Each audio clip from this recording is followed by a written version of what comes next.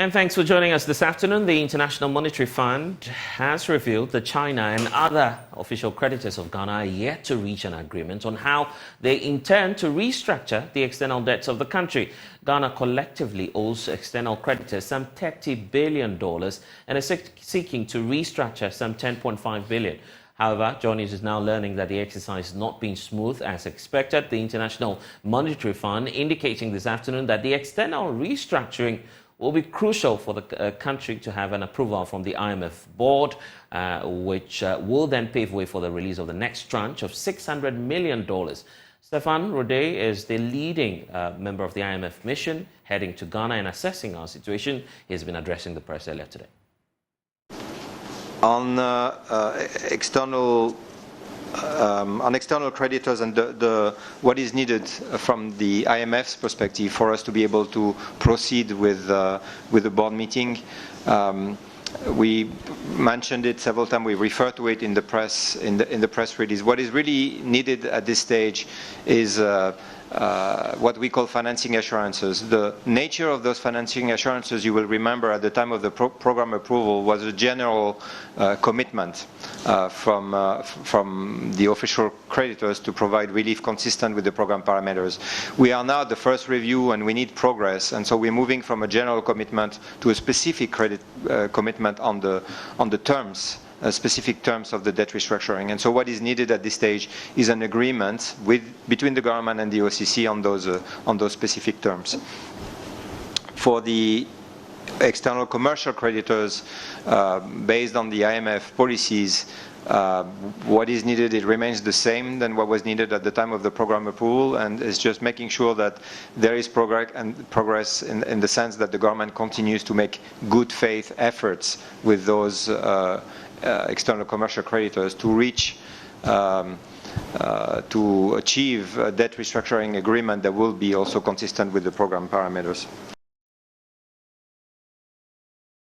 Well, so that's the position of the IMF on all of this. What's the breakdown of Ghana's level of indebtedness to external creditors? As of now, we will be heading over to Zoom and bringing in one individual who's been watching all of that for us, Isaac Kofi, who will be breaking down the figures and giving us a sense of what's happening in terms of what Ghana is seeking to do externally with our debt. Meanwhile, the Finance Ministry has provided some answers to what's happening to our external debt restructuring. Ken Ofori-Atta, the Finance Minister, indicating earlier today that a lot of effort is being put into this to secure an external debt restructuring. Listen. We've had this history of election over expenditure. But truly, if you look at the targets we have for the fund and the guardrails that we are trying to put together to be able to get these releases that are required, because in June, I think about 300 million will have to release, and then also in December next year. And then we have the World Bank DPO. So those become resources that we can't compromise. And so if anything at all, that would really create a necessary discipline to make sure that we do that. And then we also would have negotiated with the IPPs and also with the Eurobond investors, and we have the DDEP program in place, and these are things that you cannot miss or default on. I think so all of those will really restrain any other expenditure that we might have gotten into. We look at the Zambian experience, and some are worried about the timelines here, especially with the external creditors, the bilaterals and the Eurobond as well. Looking at the timelines that you have, November ending, are you sure that you'll be able to reach this MOU and this commitment from these partners before we go to the board to get this next tranche released? George, we have to. And I mean, you've seen us move from July 2022 to where we are. which a good number of people were betting that it would be impossible to get to where we are today. And we are here, and I think that's a testament to government's commitment to make it happen. We did get the financing assurances. I had to go to China, etc. Whatever is required to do, we will do. I'm confident that the OCC will come through in time for the executive board approval in November. How is government managing the settlement of coupon rate, coupons under the DDP? I think the only evidence you have is the amazing thing we did August 22nd, and we'll continue to fulfill that. I think the issue is, well, that there's reason maybe for some skepticism, but people should begin to look at the new data and honestly confront what has been done, and with your reach to also international media as to what other countries have been unable to do. So we begin to talk, hope and positiveness in that. Well, so we're asking that question, what's the breakdown of Ghana's level of indebtedness to external creditors? Let's bring in Isaac Kofiaje, who's our data analyst here at JoyNews. Isaac, many are asking the question about the breakdown. How much do we owe? How much are we seeking to restructure? Well, Blessed, if you can hear me, Ghana is currently owing its external creditors $30 billion. We are looking at $30 billion. And of this $30 billion, we are hoping to restructure about 34% of it, which if you estimate should be around $10.5 billion. But as we speak, when you're talking about external debt restructuring, it's somewhat different. It comes with some complexity compared to domestic debt restructuring. For the external debt restructuring, Ghana has to go through some 3 significant stages. The first stage, which will give you probably the staff level agreement and your first disbursements, we are there, which is the agreement stage. The second stage has to do with the agreement stage, for instance. So the first stage is the assurance stage. We've passed that stage. The second stage is the agreement stage, and we have the final stage, which is the actual restructuring. And you heard the finance minister over there. Since, it's been almost a year since we defaulted on most of our external debt obligations. And I can say that we've not been able to progress from the first stage to the final stage.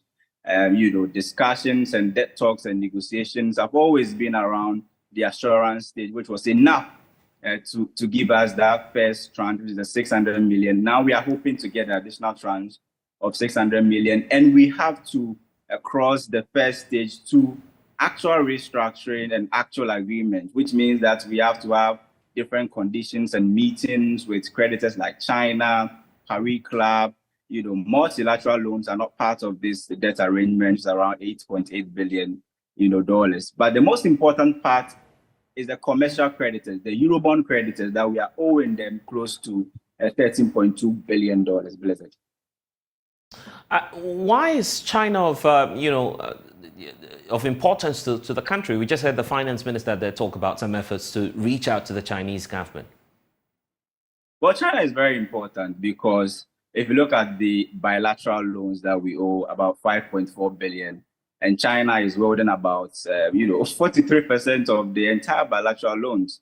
If you compare the amounts we owe China to even the Paris Club, which includes US, UK, we owe them about $2 billion, and China, we owe China $1.9 billion. So it means that China alone, as a single country, Ghana is owing them a lot. And if you look at some of the loan agreements that we have with China, for instance, most of them are collateralized loans. So in the 2022 IMF reports, you can see that the IMF stated that we have about 690 million collateralized loans, and all of them is owed to China. And events where we actually default on some of these loans, China will have access to some of our revenue sources, like our mineral revenues, like bauxite and cocoa and other things. So that is why China is important. And you heard Joy talking about Zambia. Zambia has become a test case for almost all African countries to follow because of the way China has gone around with this Zambia situation. And so when developing countries are going into debt talks with China, they know that China doesn't forgive. They know that China will only agree to restructure when the debt is an interest-free loan. We know the case of Congo when they wanted to restructure their debts with China. China ended up, increasing the maturity period and also increasing interest. So when you are talking to China about debt restructuring, you're not talking about forgiveness or debt relief. Probably they will demand for, an increment in the interest or maturity period. And that is why China is very significant. And over the years from 2000, Ghana has raked in about $5 billion, project loans from China. And so it's been one major source of, foreign liquidity as a country. And that is the reason why they are the most important piece probably in this whole negotiation process, because Paris Club is watching China, Eurobond credits are watching China. They all want to see what China will do before they make their next move. Pleasure. Well, we are all watching China. I mean, that's the fact of the matter, not knowing what exactly the Chinese government will decide to do in terms of its debt treatment. Isaac, also joining the conversation is Nicholas Bana. He's a development economist, also helping us to do some analysis on this. I just stay on briefly with us. Nicholas Isaac-Bana, thank you for spending some time with us. So you've heard from the finance minister give the assurance that the target is to meet the external debt restructuring or perhaps the creditor committee agreement by the end of this year. Is that, first of all, a feasible timeline? Well, I think it's feasible. Let's remember that in these matters, it's not just about the numbers. There's also a lot of diplomatic activity going on behind the scenes. In the case of Ghana, for instance, and even in Zambia, we had an intervention from French President Macron. The Americans are also actively engaged. So I think that on the basis of what has happened with Zambia, the Chinese would not like to hold off for 2.5 years and delay the process like it happened in Zambia. So on that account, given the assessment by the IMF, also given the diplomatic activity happening behind the scenes from the Paris Club, the like of the United States, etc., I'm sure that it's feasible. It's tight, but I'm sure with some additional work and goodwill, it's feasible. What do you feel there might be a pushback from the investor community, knowing that these are very trying times, geopolitically speaking? The West also doing its own review of what might be happening to the Ghanaian economy. Then you have China being a major factor in determining the way forward. What do you feel might be the posture of these two different blocks in terms of how they might want to treat their debt to Ghana? Two things. In the case of China, if you take the case of the Zambian example, some of the debt was structured as commercial debt because lending from China is not coming from one institution. So you have the likes of the Chinese Exim Bank, which is treated as part of the bilateral debt. But there are also other Chinese institutions that are quasi-government, and their debt or lending to Zambia, for instance, were treated as part of the commercial debt, although that debt is guaranteed eventually by the Chinese government. So that is the nuance about it also. All of China's debt is not necessarily treated as bilateral. We'll have to really get into the details and see how the negotiations go. Now, on the general bilateral creditors, as usual, the devil is always in the details. Of course, bilateral creditors admit, they agree that we cannot pay back. They will definitely agree in principle that we have to restructure. But the bottom line is, as whether we have a deal quickly or there's a pushback, depends on how the negotiations go. The devil of the details is always that we need negotiations to drag on. If quickly both parties, the government of Ghana and bilateral creditors, can quickly get to terms on a settlement, then we wouldn't have a long drawn-out process. I see. Your final comments on the staff level agreement. Are you certain that the board will approve, the next tranche of $600 million for the Republic of Ghana? Yeah, it's very, very rare to find a staff level agreement which is not approved by the board. So I'm sure that would go through. Of course, a key conditionality for board approval is those external assurances from external creditors. I think that is the main critical matter, which of course the government of Ghana would have to deal with. And if that we're able to get some definite commitments before the board level meeting, I don't see any barrier to approval by the IMF board of the second tranche of $600 million. Development economist Nicholas Isaac-Agbana joining us there. Isaac Kofi is still with us. Isaac, let's deal with the way forward. This very agreement that's been reached by, the government of Ghana and the staff of the IMF. What are the next processes, and what's the official statement from the IMF indicating to us? Well, so if you listen to the IMF, both from the staff level and even the IMF boss, you get the sense that the fund is ready, willing, and available to assist Ghana. All we have to do is to make sure we meet the target, which, according to the finance ministry, we've been able to meet most of these targets that we're talking about. And so going forward, we probably are hoping to get that 600 million hit Bank of Ghana's account by November or by the end of this year, which will bring the total amount under the first and second tranche to $1.2 billion. By the end of the program, Ghana is hoping to cash in 3 billion.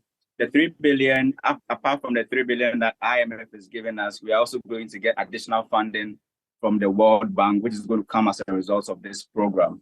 And at the moment, we've seen Ghana's external reserves, increase, all because we are getting this, additional liquidity support from the IMF, and we need it. It's a reason why the CD is stable. Is the reason why fuel prices have been kept down. Is the reason why inflation rate is coming down, and it's also the reason why probably some people are saying that even with the projected growth rate of 1.5%, Ghana will go beyond that, because we've seen over 3% growth rate in the first and second quarter. Right. And so if you look at the data, it looks as if the IMF program is yielding some sort of result, but it is early days yet. And then we are hoping that, the second tranche will not, delay, because we are going into the festive season where people will demand more, foreign liquidity to do more, imports. And so looking at the data, government is ready, and government is hoping that